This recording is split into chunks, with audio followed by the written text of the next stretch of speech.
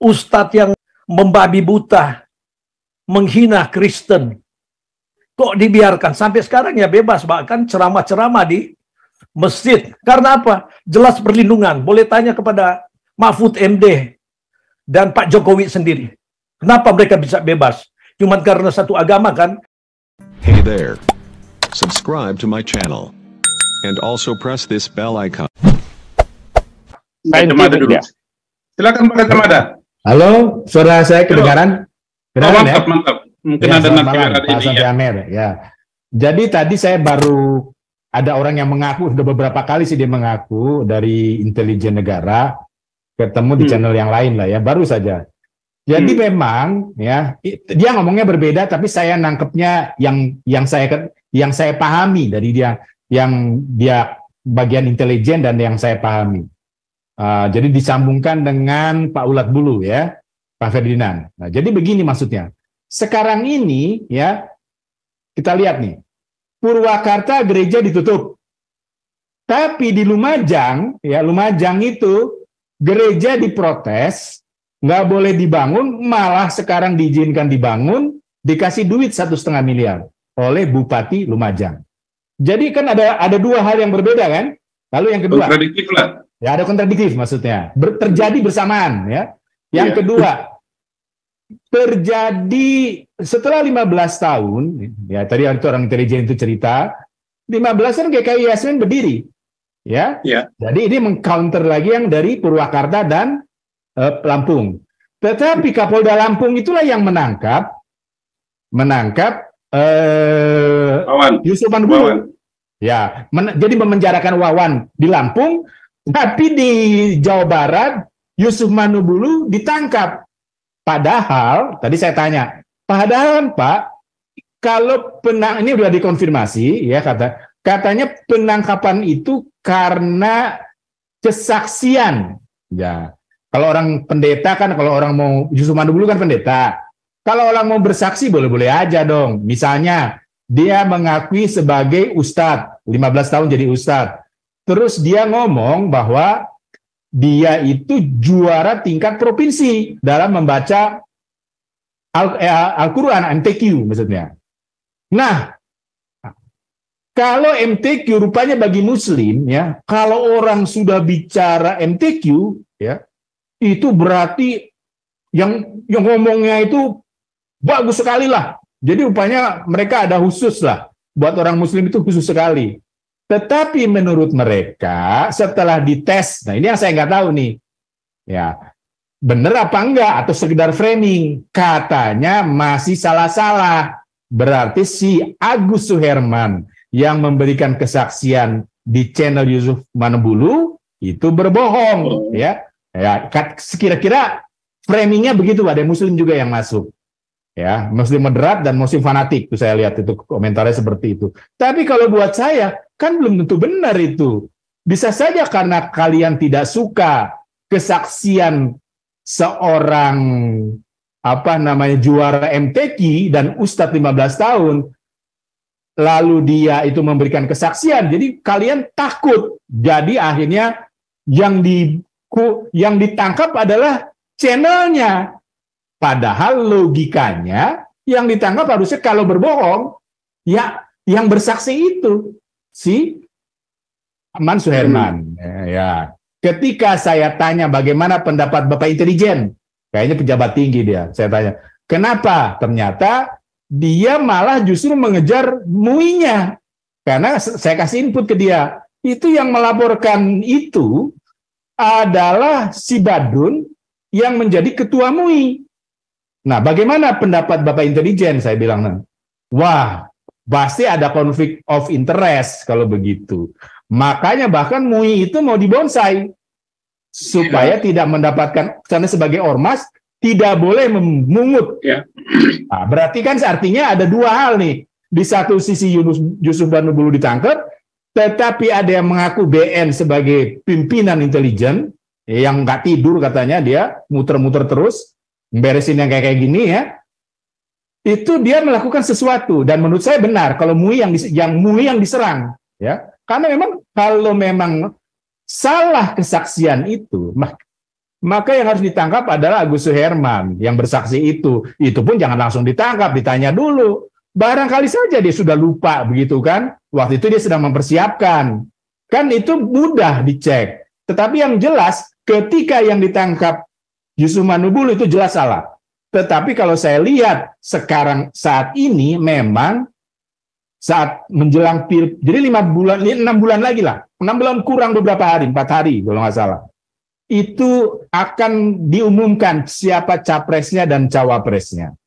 Kelihatannya sekarang ormas kadrun, ormas Islam, partai Islam, sebutlah partai yang condong ada banyak yang menggunakan isu agama. Nah, saya sudah mengatakan ke dia, Pak, Bapak kan ada di intelijen. Ini kalau menurut saya akan berulang terus nih yang kayak begini. Karena polanya adalah sesaat menjelang pilkada, pilpres atau pemilu. Contoh Bupati Purwakarta. Itu kan dia jabatannya baru sekali. Beberapa bulan lagi mau habis. Nah, dia mau mencalonkan diri. Nah, pasti dia bikin gara-gara tuh. Soal ini, jadilah tolonglah. Ya. Nah, apa mau ditangkap apa enggak tuh si Bupati Purwakarta? Karena kan ini nutupin gereja kan? Nah, saya belum mendengar jawabannya akan ditangkap, tetapi khusus yang Yusuf Manubulu, memang MUI-nya yang diincar. Memang kalau saya itu benar, MUI lah biang kerok itu. Ya. Ahok pun dulu kan dipenjara gara-gara ketua MUI, yang sekarang jadi wapres ya. Begitu Pak Santi Amir kan? Nah, jadi bagaimana kita seharusnya mempersiapkannya? Saya bilang, generasi saat ini, ya memang itu tantangannya. Kalau waktu zaman Bung Hatta dan Soekarno ketika menyusun Pancasila, maka Indonesia Timur bilang kepada Bung Hatta supaya sampaikan kepada Soekarno, jangan masukkan 7 kata, kalau enggak kita merdeka. Sekarang juga kita harus ngomong begitu. Kalau pemerintah diskriminatif, Papua biarkan merdeka. Kan nggak mau nanti kalau orang Papua bikin gereja ditutup sama Bupati Purwakarta. Atau ketika dia sedang berbakti di Lampung ditutup sama si Wawan. Atau ketika dia mau bikin gereja di Bogor, gereja Papua ditutup juga 15 tahun lagi kemudian baru diresmikan. Itu kan diskriminatif. Ya. Buat apa KKB Papua mau digabungkan ke NKRI sementara sekarang Indonesia masih begitu, gitu. Jadi kita akan dukung Papua nih. Nah, jadi itulah kita harus begitu supaya pemerintah mendengar. Nah, yang saya tahu ya, kecuali PKS, partai-partai semua sudah berpikir bahwa Indonesia ini harus bersama-sama diatur, tidak bisa satu golongan saja. Jadi mereka bicaranya soal nasionalisme sebenarnya. Ya bagus juga sih, tapi kalau nggak ada hasilnya, ya buat apa juga. Ya. Nah, sekarang saya mau komentari soal kereta cepat ya. Kebetulan kan channel saya itu ada soal ekonomi. Nah, jadi saya monitor terus tuh kereta cepat. Nah, jadi tadinya kan orang Jepang. Itu bunganya cuma 0,01. Buat Jepang udah untung. Karena pada saat itu bunganya negatif. Nah, sekarang, lalu kemudian dibilang oleh pemerintah, bunganya Jepang nggak jadi menang. Ya, Jepang nggak jadi menang, yang menang adalah Cina. Ya, karena apa perjanjiannya? Perjanjiannya tidak pakai dana APBN. Tahu-tahu sekarang bunganya 3,4% nggak bisa dinego. Jadi dan uang APBN kita disandra, artinya lebih parah daripada Jepang yang bunganya 0,01. Jadi tidak benar lah kalau namanya Cina itu fair. Ya, saya rasa tidak fair. Harusnya sih dibatalkan dan minta ganti rugi. Ya, lalu kalau kita harus bayar ke Cina, oh kamu kan yang bikin pandemi COVID, minta ganti rugi kita, lunas. Udah langsungnya begitu. Usul saya begitu. Karena memang COVID itu dari Cina. Karena Cina, ya sekarang itu lebih mengarah ada kebocoran dari lab, ya COVID-nya, lalu di sana tidak ada kebebasan pers. Tidak ada kebebasan pers kenapa? Karena di sana komunis. Hanya satu partai, yaitu Partai Komunis Cina. Dan mereka takut sekali kalau ada berita soal COVID. Dan orang yang dokter yang memberitakan COVID pun matinya di penjara. Padahal harusnya dia pahlawan, itu dokter gigi. Nah, jadi itu mungkin komentar saya, Pak Santi Amer. Terima kasih. Dengan mualaf pada dua institusi ya. Coba nanti kita cek ini ya. Lanjut, siapa lagi nih? Bung Robert. Bung Robert, silakan. Bung Robert. Silakan, Bung Robert. Ya. Terima kasih Pak Santiamer. Ya, Yo.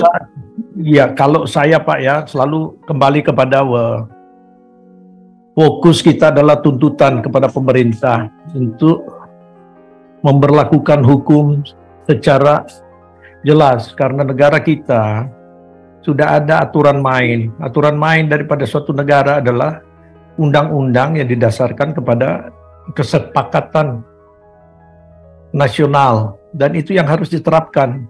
Kalau kita selalu berkutat kepada ya mungkin di kalangan kita saling diskusi yang tidak lagi fokus kepada pemerintah yang sebenarnya membiarkan keadaan-keadaan seperti ini karena untuk keuntungan-keuntungan mereka sendiri. Jadi yang selalu saya katakan, mereka memakai undang-undang itu seperti Pancasila untuk kepentingan mereka, padahal hati mereka itu jauh daripada harapan. Jadi di sini yang kita harus tegas menyatakan bahwa ini adalah sistem pembiaran. Sekarang kita mengambil contoh, Jokowi membubarkan HTI dan PKS. Tetapi ini tidak tuntas kalau cuman secara verbal yang dinyatakan bahwa itu dibubarkan, tetapi tidak ditindak orang-orang yang telah jelas-jelas melakukan pemberontakan terhadap negara itu sendiri. Karena cara-cara mereka kan makar, mempengaruhi, menghasut, propaganda. Kok tidak ditindak? Jadi mereka lebih berbahaya daripada PKI. Karena kalau PKI ya justru ya mereka menyatakan ideologi mereka secara terang-terangan. Tetapi seperti HTI, terus PKS dalam suatu bentuk organisasi partai, dan FPI, mereka tidak menyatakan itu, tapi mereka menyusup ke dalam untuk menggerogoti Indonesia seperti cancer dan akan kolaps. Jadi dalam hal ini kita harus fokus. Pemerintah ini dia harus ada ketegasan yang jelas. Kalau tidak, ya namanya semua masyarakat itu dilindungi oleh hukum negara untuk menyampaikan kebebasan. Di mana kita merasa aman, ya di sana kita akan bernaung. Jadi kemerdekaan itu harus diberikan sebagai jaminan kepada setiap anak bangsa, setiap golongan, setiap agama. Kita merasa kita ditekan di negara sendiri dengan adanya peraturan-peraturan yang semua mengarah kepada mengeksekusi orang-orang percaya. Jadi kalau kita justru tidak secara terus-menerus untuk menggaungkan ini, ya berarti kita ikut serta di dalam pembiaran. Karena ini sudah mereka lakukan terlalu lama. Dan sekarang waktunya kita dengan adanya high technology Pak ya, kita bisa untuk melihat bahwa ini adalah suatu kesempatan kita menyuarakan melalui digital, melalui narasi-narasi yang ada. Jadi nggak mungkin tidak sampai kepada mereka bagaimanapun. Jadi saya merasa bahwa Jokowi ini harus bertindak dalam kurun waktu ya mungkin 1 tahun ini. Bubarkan MUI. Kalau bilang MUI nggak bisa dibubarkan itu salah. Mereka melanggar Undang-Undang Dasar 45 dengan mengambil keuntungan-keuntungan, mengambil kesempatan, mendapatkan dana daripada pemerintah, terus dana-dana ini mereka selewengkan untuk mensupport organisasi-organisasi radikal dan teroris. Jadi pemerintah mempunyai hak atau otoritas untuk membubarkan mereka. Nah masalahnya di sini, Menpolhukam berani atau tidak? Yang dipertanyakan adalah karena dia kemungkinan termasuk di dalamnya. Sehingga inilah negara kita. Demikian juga untuk Jokowi. Kan kita sudah melihat track record daripada wapres-wapres yang dia angkat itu. Dari tahun 67, dia sudah bergerak untuk anti orang Kristen, pembakaran gereja di Makassar. Cuma waktu itu belum banyak diekspos. Karena dengan kelemahan-kelemahan media kan belum ada seperti sekarang. Demikian juga waktu dia menjabat sebagai Menteri Koordinasi Kesejahteraan, apa yang dia buat? Justru masalah di Ambon dan Poso itu menjadi-jadi, dan justru yang mendapat kredit dengan ya sepertinya ada anjuran dia untuk membuat konsolidasi antara kedua belah pihak, dan dia mengambil kredit itu dengan peristiwa Molino. Ini semua pembohongan terhadap masyarakat. Oleh sebab itu masyarakat kita bangkit, khususnya orang-orang Kristen.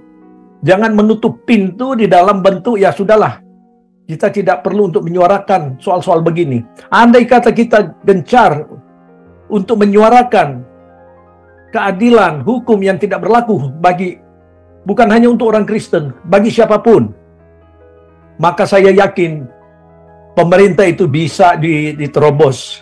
Karena selama ini banyak di kalangan kita sendiri yang paling banyak ya justru bertengkar antara sesama. Ini tidak masuk di akal. Kita yang melemahkan keadaan kita sendiri. Jadi saya anjurkan supaya Pak Jokowi dalam waktu yang singkat ini bubarkan MUI dan PKS dan tegas untuk melakukan keadilan di Indonesia, bawa Somad di dalam kursi pengadilan, karena merekalah semua yang menimbulkan sebenarnya masalah-masalah dengan propaganda mereka, di mana kalau tidak sepaham dengan mereka itu akan dihilangkan dari bumi pertiwi. Ya kalian yang harus tahu diri, keluar dari bumi pertiwi, bukan orang-orang yang merasa bagian daripada negara kita yang justru harus dipaksa untuk menerima ajaran-ajaran yang sesat yang disampaikan dengan cara daripada Somad dan Rizik. Tetapi inilah pemerintahan kita tahu bahwa mereka ini merusak keadaan, tapi karena satu agama, inilah yang menjadi poin mereka untuk tidak bisa diadili. Karena ya sama keyakinan. Tapi negara kita bukan milik daripada Afghanistan. Negara Indonesia adalah milik dari seluruh anak bangsa yang berbeda-beda agama, golongan, suku. Jadi kalau ini terus berlaku, maka saya yakin bahwa kemerdekaan itu adalah hak semua bangsa. Jangan selalu kita ditakut-takutin. Apakah Papua siap untuk merdeka? Apakah Minahasa siap untuk merdeka? Dengan mungkin supporting ekonomi dan lain-lain. Sekarang ini kita tidak ada bangsa yang tergantung kepada kemampuannya sendiri. Semuanya ada ketergantungan dengan dunia luar. Ini adalah era global. Kalau kita menarik sejarah, Indonesia merdeka itu tidak bisa buat apa. Ya, kita akui bisa membuat tempe, ya. Tetapi sampai saat ini, mana ada sih inovasi-inovasi dari Indonesia yang memasuki pasaran dunia? Itu nggak ada dengan penduduk 275 juta jiwa. Jadi dengan adanya pemisahan di mana penekanan daripada pemerintah itu sendiri, ya kita punya hak lah. Dengan demikian akan lebih majulah. Saya yakin itu orang-orang di Sumatera Utara sana, ya kan, kalau Aceh bisa pisah sendiri, apakah privilege itu hanya berlaku bagi mereka karena suatu agama? Harus berlaku kepada setiap anak bangsa. Demikian juga Ambon, Nusa Tenggara Timur, yang merasa banyak sekali penekanan. Dan kalau Jawa juga itu dipisahkan loh, antara mereka yang tidak ingin ditekan oleh agama, tidak ingin untuk ditahan atas anjuran MUI, tidak ingin untuk dijadikan suatu korban atau victim untuk dibuat-buat fatwa sama dengan SKB 2 Menteri. Sebenarnya itu fatwa yang dibuat oleh pemerintah untuk memframing. Jadi kita tidak sebodoh itu untuk melihatnya. Tapi kalau kita orang Indonesia ini ya diam, khususnya orang-orang Kristen, apalagi PGI, inilah malapetaka yang Anda itu turunkan kepada generasi yang ada. Jadi saya pikir ya, ini perlawanan kita adalah perlawanan untuk mengcounter mereka yang merusak Pancasila. Itu saja. Kita ini orang-orang yang punya kerinduan melihat Indonesia supaya maju. Jangan sampai sekarang ini Indonesia tiap saat makin menjadi-jadi, penutupan gereja tidak memberi izin, bahkan sudah ada yang beribadah diloncatin pagar oleh orang-orang preman seperti Wawan. Kok dibiarkan ustadz yang membabi buta, menghina Kristen, kok dibiarkan sampai sekarang ya bebas, bahkan ceramah-ceramah di masjid. Karena apa? Jelas perlindungan. Boleh tanya kepada Mahfud MD dan Pak Jokowi sendiri, kenapa mereka bisa bebas? Cuman karena satu agama kan? Jadi kita tidak bisa seperti itu. Kita mencintai Indonesia, mengembalikan Indonesia kepada jalur yang benar, dan hilangkan itu kemunafikan mengenai penjajahan dan penindasan suatu bangsa. Kita sepertinya orang yang benar, tetapi penindasan terhadap sesama anak bangsa yang harus dilindungi justru diselewengkan. Ini kan sangat ironis. Jadi ini mungkin masukan saya supaya kita tetap fokus kepada tuntutan pada pemerintah. Kembalikan Undang-Undang Dasar, sudah komplit itu dari sila pertama sampai sila kelima. Tapi jangan dipakai sila-sila ini untuk memberikan mereka seperti orang-orang nasionalis, orang-orang yang demokrat, tetapi sesungguhnya mereka yang melanggar demokrasi yang ada di Indonesia dan yang merusak Indonesia. Jadi khususnya MUI tutup karena sudah terlalu banyak praktek-praktek daripada MUI yang sudah selewengkan, bahkan ditangkap oleh Densus 88 seperti mereka yang benar. Densus yang harus dibubarkan. Seharusnya Pak Jokowi tahu ini, seharusnya juga Mahfud MD, Panglima, Kapolri, kok diam, dan juga Menteri Dalam Negeri. Bertindak dong. Jangan setelah terpisah dari Indonesia baru merasa, wah, ini menyesal. Karena perlindungan itu dilindungi oleh hukum. Setiap anak bangsa mempunyai hak yang sama, punya kebebasan. Dan tidak ada tertulis sesungguhnya di dalam yang saya tahu, Undang-Undang Dasar kita tidak menulis harus agama Islam untuk jadi presiden. Tetapi ini dijadikan seperti ya gentleman agreement antara mereka, dan kita menerimanya karena tidak ada yang memprotes. Nggak bisa lah. Kalau memang mau begitu, ya pisahkanlah. Jadikan negara agama seperti Iran dan Afghanistan. Jadi itu saja, Pak. Terima kasih.